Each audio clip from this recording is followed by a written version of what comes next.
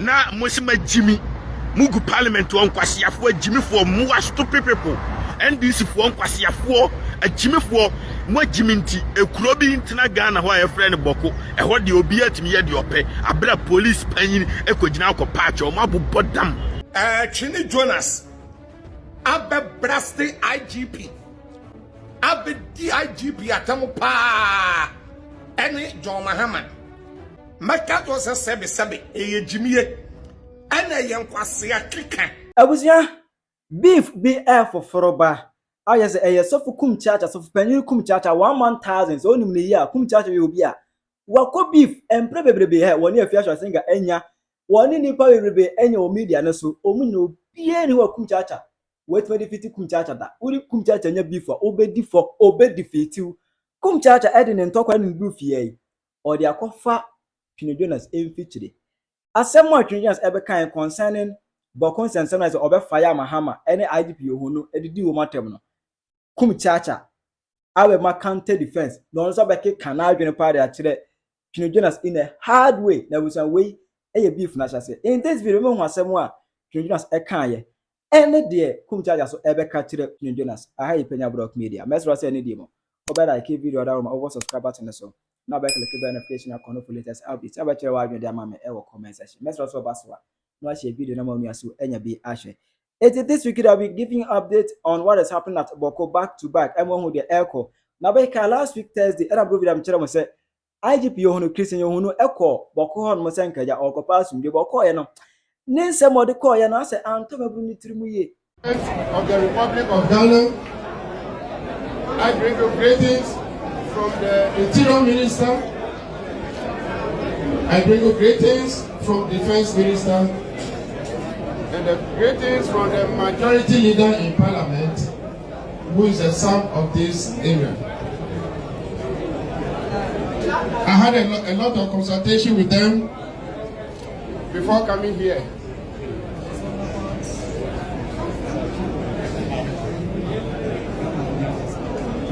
We are here, police, military, and other security services here to provide security to Bawku. Some of us, we have been here in the years past. We know Bawku. Bawku is an area where every security officer would like to come and work here before finally he goes on retirement. Today, some of us who saw that we are not happy with what it is today. It is our prayer the Almighty God will bring the same glory of Bawku back. I've come here to come and work together with you and also to ensure that our men that we bring here, they work according to the mandate. I've seen a lot of things that have been written on the placards, and we are going to work towards it.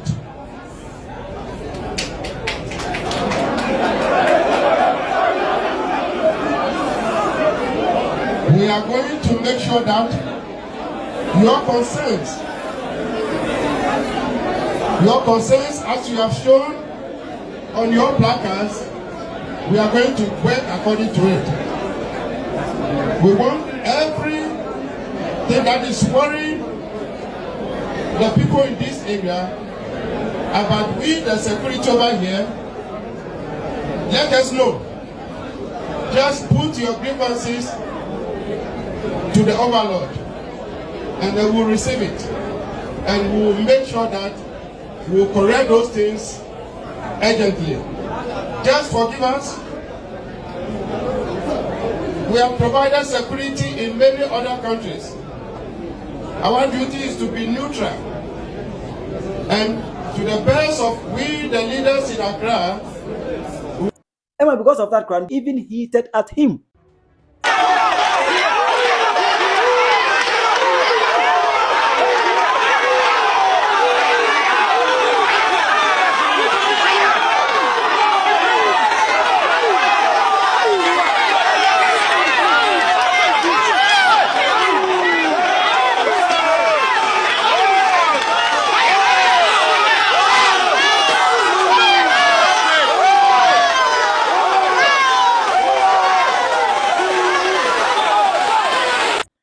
to ne car to nyina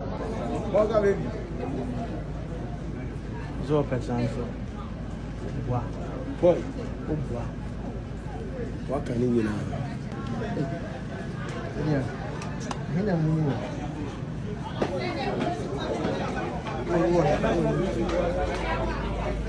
because Kuta the furniture say His Excellency H0T F said assassin yomo dia. There's no chieftaincy conflict in Bawku.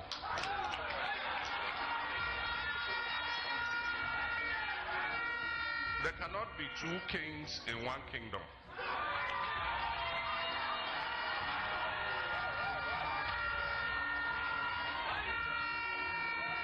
Every government recognizes that the overlord of Bawku is Naba Abugago Asigri II.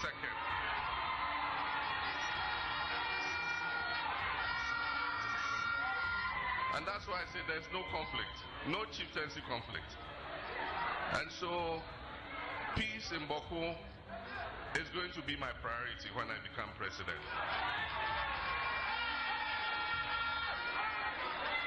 And all of you know that when NDC comes, there will be peace in Bawku.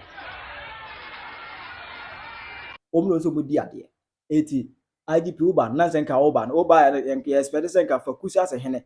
Be declare se kusia se hene ene Bawku na aba. Emfa se bia ma yenka se pedwuma. Wada se yenka se pedwuma. Anka bla be declare se ye kusia se hene. That is Zugran Azoka ene ye Bawku na aba. Ba all the adwaba dey se obeda dai. Emumbufu ye. Wada se ema de si ye no.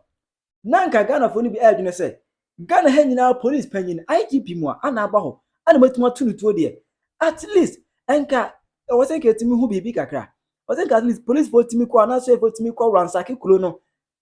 ebu omu kakra ko ase omu ya de omu ni abomu safo hene omu de metebo metibo mu atom de bo omu de bo mu ho safo hene go me sure then trouble ase for ekumu so ya ni ba ko pe John Mahama yehu de si ye what I say. But where the IGP penny mu aba me aboni tuo na IGP ehu abeg say ye hu hwe ema ade chinye kra ye say abekum police for mienu ye bekum police for mienu kan ho ni nyina hwe nsi ye emu na Twene Jonas ebeka say ede na ekosi ede na ga na ekosi sa in fact obedi di IGP atem edi Mahama atem nyina kan ho yo me ko executive meeting baby o work trace now and nsuo na start ya ajema akamasha. But still, nah, I warm up with the say, even though I'm so much busy today, but I'm still going to take care of you guys, man. And go for the warm up is dedicated for all Ghanaians, you know what it is. And go for my friend say, Mabushi and for your police for yaku police for bed ya ho bokono. Me mamu nyina yako. Me mabusianfo ni na yako but we no mumblemu John Mahama oni IGP nkwasiafo mienu no sa Yohonu no John Mahama oni ni IGP no mumblemu omo ye sell out omo ye sell out abusianfo no munya dan mumblemu John Mahama kwasiampanyini no oni Yohonu agimifo mienu no omo ye sell out. Na me ma omo 1 month say NDC handle Bawku case na NDC ye betu omo afiri aban num before say omo time kura beso so omo jimi a adenti na yete Ghana ho Kumasi ni ekotutuo ebo police car ma ye de no ye kofa ne kotu prison enknani ekotutuo ebo police car ma ye kofa ne to prison na Mosima Jimmy Mugu Parliament on Kwasiafo Jimmy for more stupid people NDC for Kwasiafo a Jimmy for more Jiminti a Kurobi intina Ghana who a friend Bawku a what the obia to me at your pay a bra police penny a Kojinako patch or Mabu Bodam Kwasiafo Mabu Bodam Aden am ready Diobu Kumase but I'm ready to mean you do a Bawku I'm ready to do on crying. I'm ready to do about community chasing Makumako, John Mahama, or Schwarzer Pema, Quasiam Penyah, Unim Sua Jimia, a Dientina Abasi and Tuabamau. Quasiafo.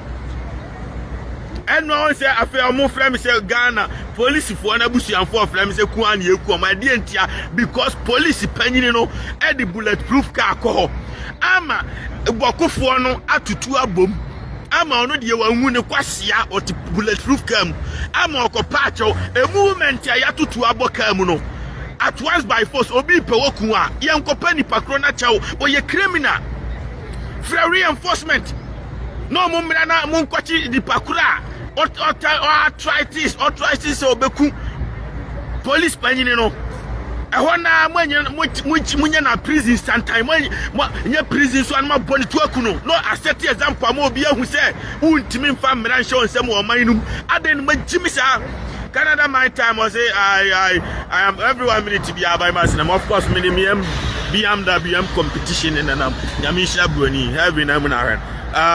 Canada man time I say I'm so happy Kofi Adoma can see now. Yes, shout out to Kofi Adoma Yereno. Obia, Obema Bia, or we are your mom pie so benyo baba party say Kofi Adoma Yere. Ghana ni Babia and Kasamri Waja wako di Bema for Frechi. Da. 1 9 year New York enyo ya. When you fry unya problem kwa uko adwuma o ko Bema for Frama Bema na kodino.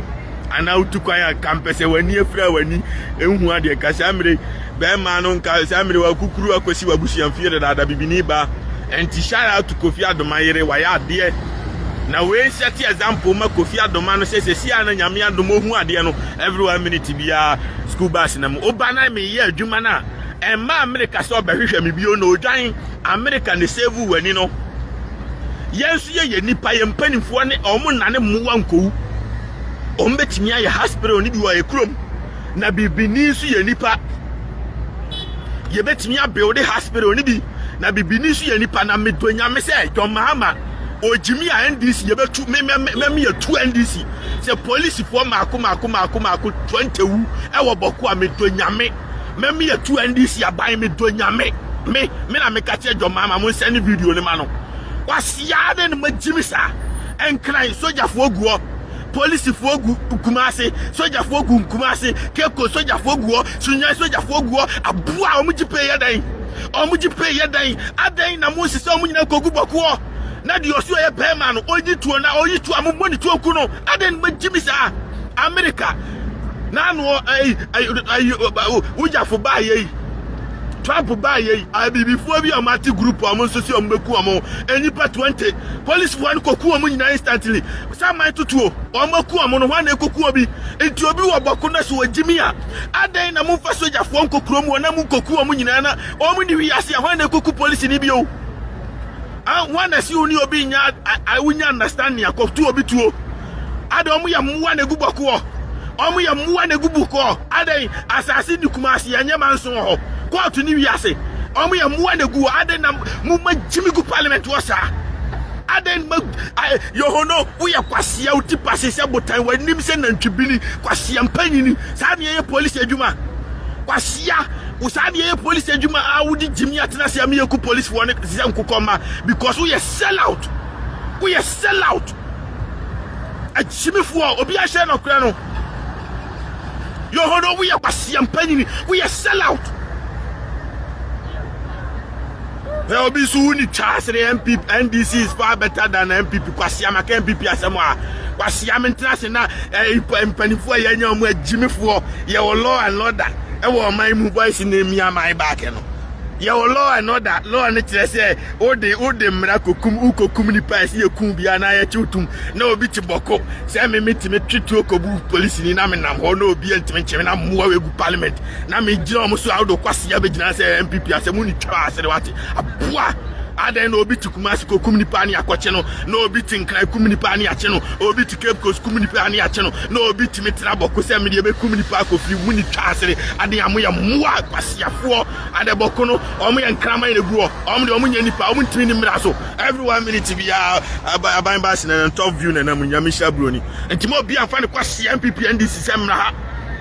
empanifo na jimi ma me nya omo adwuma na omo su anyansa John Mahama wasu anyansa metonyame Mami yakobuno, mami yakobujo mama me pejimi kwasia ya to abama na use the law man penny government is not about ekokontoko ayamra obi edisu okronum se Kumasi ni timi di mraso a se Bawku ni di mraso o ni mraso a obi kum ni panti o ma ku police fo no on police 45 a Bawku fo na ku am no munyi soja fo na mun ko Bawku on kwasia fo om gu aye de ade edan bia wo Bawku bia mun ma soja fo mienu any police ni ba ku patrol ho obi okura tuo kronum bia no mun ma announcement of any tuo mra wan fa ma mun ti omungu kronum obon wonwura fiem wa tuo she odam bia ye chewa ukodam 20 years ye bana ukura tuo fa tuo anfa tuo mun ku simple asem bia ni wa den magimisa aden magimisa okrom wo as a leadership the krom na jimi ku na mu jimi muwa Stephen Yao Mensa say I don't know why GM employs such a kind of person. What JJ my John Mahama yakwasia too much. Ma Jimmy dodo na kwasia police panyini akosele police fo na me eku police fo se nkokoma e wo Bawku na kwasia fo ma pretend say monte say ko bibi ko se na mu gina ma pretend say as Bawku fo no o mu ye superhuman being until we are calling for peace abra nipa na kum nipa no a criminal until say mu the reinforcement ko kromu na o mu koku police fo ni na mu koku o mu bi simple mukoku omu bi na kromu ofo de asua nyansa se unku police ni nko free mosema Jimmy obi aku police ni na mo se pa na chew na IGP aboa no ejina ho pa chew mo mfatio ni nto na me ba be fam adwuma uni twa asere uni chaba asere se obefa nkwas criminal police adwuma mu obefa criminal obi a onu timi ku police ni o ko fan police adwuma IGP Yohonu wo ya kwase ampanyin o twose accident da twa kwase biba Jimmy aboa ba Asia from Kasmeja Majmion. Canada man time I say the best thing Ghana have to do now is to change the new IGP. I don't even know what kind of work he's doing. Yes, Yohonu no me pese. Your mama must solve Bawku case in Ria. Almost sano. No mo for bi oni mi nyansamra. Wa Jimmy dodo. Canada man time I say very send for this shout out to Berry. Thank you. Obi anko Twene Jonas Steve no subscribe say we had a comment ba me hunu makan. And abaso so anu share no kre no. What you say and always subscribe and for comment bra na me modi because I am wadi no mutu a mu so Bawku fo so na Bawku kro ketekete wei. Me nante koton seed ho Bawku kro ketekete wei. Munuru the population of quarter of Nkran, population of quarter of Kumasi. Na parliament for muwa muni chasiri maku muguo. Na Yohonu Jimmy ma jama Bawku fo muwa we nkwasiya fo we eku police fo free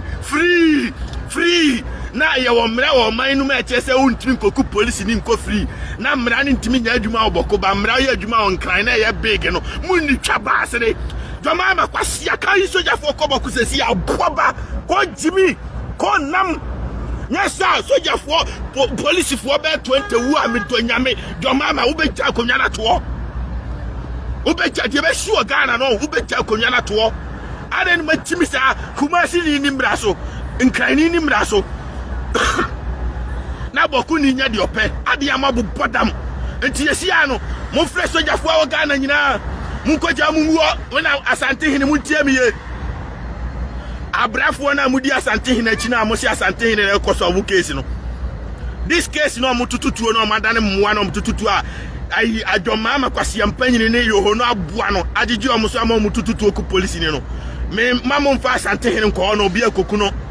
mu before say asante hene be ko no mu make sure say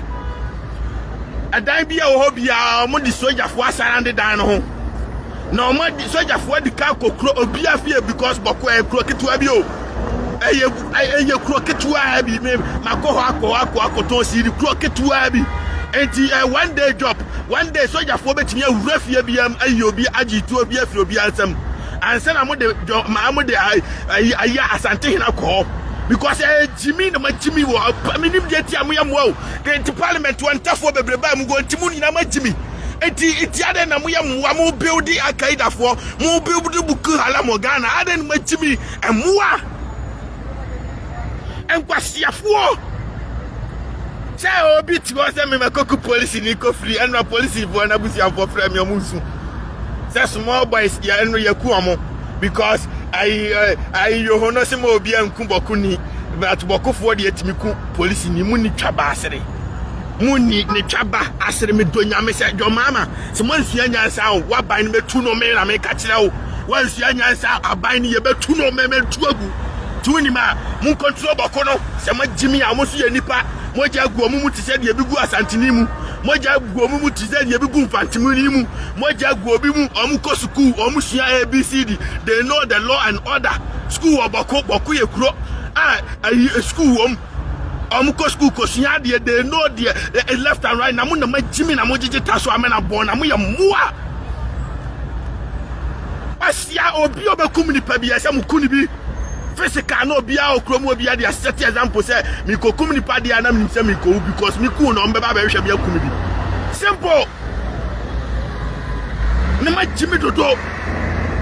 Canada man o se Bawku small town but very stubborn citizen that be a penifo na jimi omo na wo IGP mu a wa kona o ma try attempt so mu ku o lucky wo cry o car na bulletproof nti tuo na abubo mu nyina no antimi anku na wasi forma obefra reinforcement in cry Cape Coast Mfante ama yaba kromu abechi kromu ofo nyina bro mu de omagu ka makogu prison no da bi wagimi no wasi africanum akogina ho pa cha yesra mu mamu ntutu omo ya kambio na yebefa mu police adwuma mu ya mua enkwasiafo mu ya mua sani e police adwuma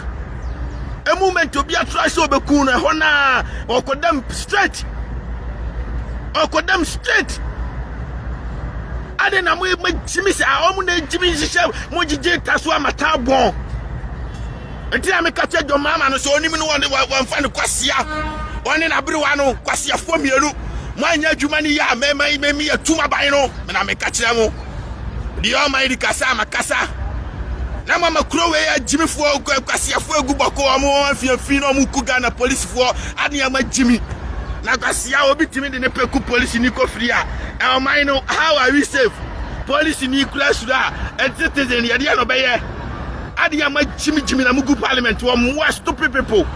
Canada man time was show we have I dampare ba na me yo dampare de MPP fo jimi se de kura dampare na metene so am sorry na metene so anama sorry I don't know the time and country now onkopa poli onkopa kromu afo ache onkopa sisa omu nyina gu prison ko be sisa omu nyina ukuro kitikiti amu betimi de pusoja fo fa nde pe ebo wura kronu ma obi a beto wuram ti anu an se mo ba before se mo be wura kronu no mo afa Bawku fo na amu ye police fo ni soja fo no no ma mo hyefi atale de pese wa hyehye omo na omu kra wakitoki na standby team na omu share uniform no omu sara ndi waka ewura num nyina omu twa kro no nyina hia enti de obedwane okro num no odwane no owura num ma body to aku no enti mu kum enipa 100 a enu anu no obi abe saranda musima jimiti mu ja ai anyen a criminals o mainum abran kwasiafo taxpayers money na tuamka mo nyai criminals e o mainum mo nyai nkwasiafo o mainum abra mu be taxpayers money America crowd o mutimi free play eko Iraq any Afghanistan ko kum nipa be 100 because o mako America ni ba ko pew na obi ti Ghana good police for anopa wi anyum na police banyini pacha muni twasere muni ni twaba asere kwasia 2 million dia mamu no mo de yedan 2 million mo de yedan achimifo Canada man ta say dampare IGP dampare should come back. Yes. Now Yohonu here we Jimmy Chen nipa bia. Kwasi ya usro Bawku fo Jimifo we. Me ko Bawku koto siri na me da kam na me nsuro mo. Na usro Bawku Jimifo we ya Bawku boys we mu afiafi we usro mo. Usro mo. And here police no boy police ni say what policing are you doing? Obianuwa or Ghana or was on ultimate to mission in some Kumni Park free. It doesn't supposed to work like that. Kumni Park, you have to face the law, court of law. It will be Kumni Park, and yes, ordinary person crowd or cook police in na police force a patch or muni trabasre. Police for from your munina or musro because Yama or some moon cook romo for and to chromo for Mumudi Kuam. What kind of Jimmy Mamma is this? Ma ba wura kromon makum nipa 50 sesia enka case guy obi abedi aren ma chimisa odi e me say nipa time pe wu Mahama ban me yebetu aban na gu me catch there so mu incompetent o mu timi mu aman no police for 10 wu a say see am enipa train no anwunu am si train na wu ma nipa 10 pe wu a Mahama ban ye betu no ye betu aban na gu me ka kire NDC for ti so am so ma jimi na am ntimi control kro ketekete we na am beja am ama da na tutrafo akunkum police for because ultimi ku police ni a onya Ghana ni a on ye armed on kra putu a obe ne den ni ati kromu na nipa bonefo ekum nipa ni efe ni ati parliament ceasefire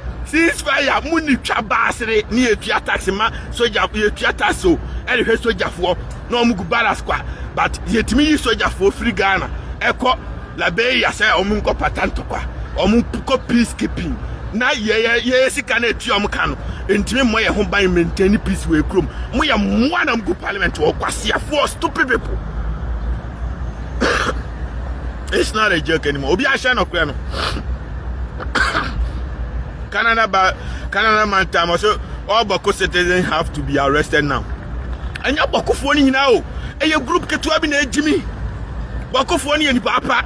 It is a group no mu jimi no munku amu nyina free wi ase. Omu ni hwa some man tutuo. Me makọ Bawku wa na vrongo.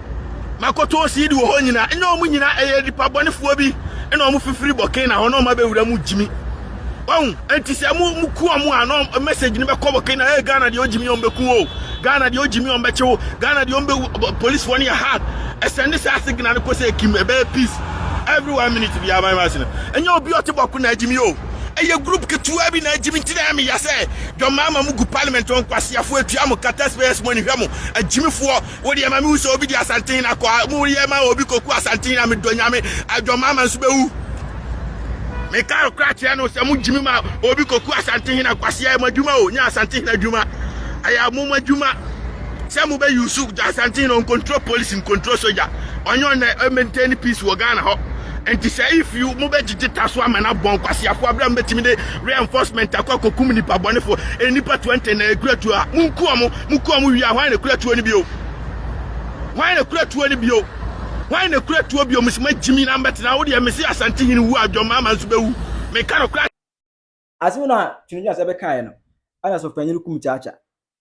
won say dem asa Twene Jonas o ya de ni abon ho sa fohene ono ama na ho so almighty Twene Jonas ana ni tirim ye ne the king of all warm up headquarters and in 3 and then away can dey pe e kan tru bia okuruma no mo e say Twene Jonas na abotere bia wotina wo wa control dinga person ka IGP no onko ni enko bonu to nkuna na ase dey Ewrade inshra obia na nasumdwe enka ho media de osofu Kumchacha say yenyina yehune ma ekoso ewo Bawku aye yenua no mo a ekuo mienu a entokwa aba wontem na Twene Jonas abebraste IGP abedi IGP atamu pa ene John Mahama na asema Twene Jonas can say IGP yehufuo sa woko ho a Bawkufuo etututuo no dwane sasem we se wo kan miss of Kumchacha maka do se sebe eyejimiye ana yenkwase akeka ana o keka ebise Yesu Kristo kora no Bible dama folosifo na hwehwe na ku no a wote se onwo ba no Yesu balance ye Yesu o balance edwane obi eni wiase a sabe obem sa atikureta eba a obi ye na dwen so obeba akosi atikureta da ana obi eni wa won se ya twetuo ya pomatuo a obeba akosi ya etuo ni da patro tie police ni oye nipa soja ni oye nipa etu kokase edentina IGP adwane a that is a windy parliament was here. That IGP in a hole. That can be the Abayano Enyano. There be. And Kumchacha can't was say we have something which is called citizen arrest. And yes, will be doing Kwasamwa as Timemuni or Mamba, Obetima come money back. Edna come police for. And then Twene Jonas, what one my walking came. And you may Kumchacha, I mean, say we meet you with plane ticket, Emma, now for Ghana. na ne wo ko boko ho na wo mo di nkwasem no ko twom nyina fro bro police for ana de yetoso ebiem tie Twene Jonas woni bibi wakasa bebre wo boko nsam na ho but ye wo bibia ya fremo citizen arrest sa citizen arrest no obi etumi ye bi sa ebia wonye police ni nye soja ni nanso wobetumi arrest obi adena ma police ni soja na kan be pese Twene me sofu Kumchacha mecha print ticket amount e free America eba Ghana 11 to 12 hours mecha print ticket that can be the amount that can work on the Ghana that can work Bawku now with the women masano alcohol that can work with your citizen arrest kakra that can with the aboa that baby I would see na I say we throw stone ban there that is a wukura we hu for just we hu for kase if you say America eba Ghana and we say 11 to 12 hours what the me chama na waba na koko Bawku na koye citizen arrest na what one na throw stone ni adeba o kan se me wie no e no sbeke kan na unity Twene Jonas ebo bobi man pa hard one ene bia mo ma me ka sam nchro police fo ni soldier fo no police fo no all your peace officers what to say asofo minisu ne sa Matthew 5:9 osi enhira no opatafo police fo ni soldier fo na onwa kokoko yenuanom entokwa no onko so onko ye patafo pato tie won ya patafo na onwa ko sa patafo ko ba bia yeso patani odi aba number 1 ana sa wo ya patafo ana patafo na mo ko ba bia na se bia mo nyusu intelligent anyusu nimdiye anyusu sabi onyansa amfa nye de esesa mo de ya na asumdwa ma mo bati mwani no na koye ho na fe sabe na oman no adan yebutu na sabe na nipa sabe o mo jabe hwe agukura no na eye thousands of thousands eti ade bi o wa ye yusu nimdiye ni nyansa eti police fo ni soldier fo no o yusu wisdom nimdiye ni nyansa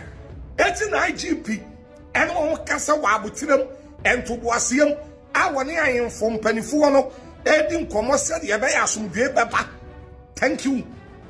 ya bisaso nko Sudan na won kokko patent kwakora no enye so wudu wa na won tutuo braste o na won braste dabi onko a onwo asomdwe kuruwa a won kasa fa ho a se asomdwe beba eti wote won na wuturo ene ade na prosifo ye hufuo da sojafo ye hufuo da prosifo ye hufuo hwa onwan yusu intelligent ya amfanya juma die besi wokurum wan ebien fence asempema eti na onipa bia wone felefo nipa woni felefo wi ase no enye eti na omanpani ene ni mpanifo duedue mu ahu se ye nana onumanyamfo ya papa asante hene nana pio opejani mu na ebia odu Bawku a no de asomdwe kuruwa no kɔ no de asomdwe kuruwa no ema hemfo na ebia asomdwe beba eno na falasifuo ni bi ati samore sampaw falasifuo ati samore sampaw ade afia soasenega apia onye nanamenko sanna nabako se won kono eno de nana pio ejina nana so but enyewo ena wo beka se nanamenko what you see eti mu amu wetira I said ena esese ye nu koroni sei ese ade bi ho na eba na wanya botra hwa wonwo dwan sabe why enquire we are baby abafabia no di wachi a what in the chia was your own quire guda won say kura tum na wansena besi so wanya botera utumi bo wansena no ama afi kuro ne asan yo oya mo Ghana eya asumdwe eye peaceful country ya bompaye say yenu yanom aye wo boko obia beja na kodi agu na asumdwe baba Jeremiah 29 verse 7 Bible say hwehwe oman yi die ene ni mpajaye oman ni kuro ni di yi a yenso ye bedi yi midin de osofu Kumchacha wo betimi afa me number ya na wa WhatsApp me ebi a wo frɛ me ana mamfa ebi ana mamfa WhatsApp me 0542 51 BM28 0542 51 another 5128 midin de osofu Kumchacha. I love you. I like you. Bye bye. And Jabusia, where your beef natural say? You going to say, King the King, Twene Jonas, dear, on your mere. On us, Baba reply was a come here say, Kumchacha, at the bunch, yabo a new park Kevin Terra crowdy beef, echo frono, Kevin Terra see, went men in anymore. Kumchacha, at the beef, echo frono. Yeah, here be a why at the bottom of Ebefa. I Penyah block media.